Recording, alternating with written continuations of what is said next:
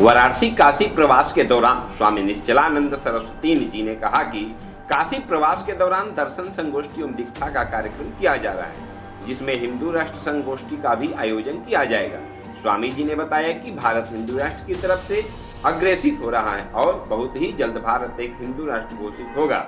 स्वामी जी ने कहा कि यह सब कार्यक्रम श्री आदि शंकराचार्य मठ बौद्ध गया शंकराचार्य मठ बैजनाथ से संपन्न होगा, जिसमें बड़ी संख्या में साधु संत मौजूद रहेंगे। हिंदू राष्ट्र की ओर बढ़ रहा बढ़ेगा ही।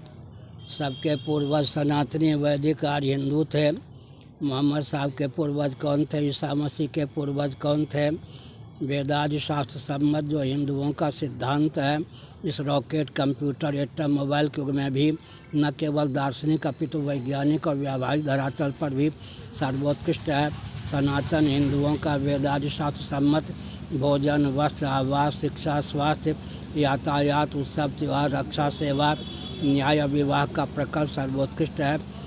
दूसरी बात है कि अमेरिका तक में लहर चल पड़ी है हिंदू राष्ट्र की। अमेरिका भी चिंतित है, अगर भारत हिंदू राष्ट्र होगा तो अमेरिका से उसका संबंध क्या रह जाएगा। हम लोग जो कहते हैं भगवत कृपा से हमारी वाणी का अनुगमन होता ही है।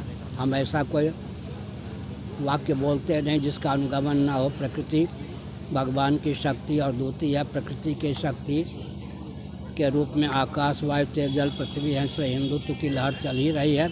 हम लड़ाने भिड़ाने की बात नहीं करते। सबके पूर्वज सनातनी वैदिक आर्य हिंदू थे, यह कहते हैं। 2 फाट हो जाएं, 10 फाट हो जाएं, लेकिन बुद्धि जो है सत्य को मानती है।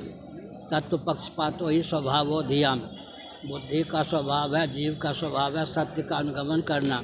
अगर सत्य को दर्शन, विज्ञान, व्यवहार तीनों में सामंजस्य साध करके बोलते हैं तो अपने आप व्यक्ति सत्य का पक्षधर होता है।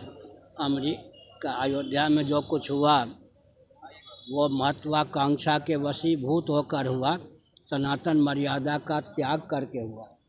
उसको कोई भी आदर्श नहीं मानता, डर के मारे बोले या नहीं बोले। मैंने तो एक दिन पहले बोल दिया था।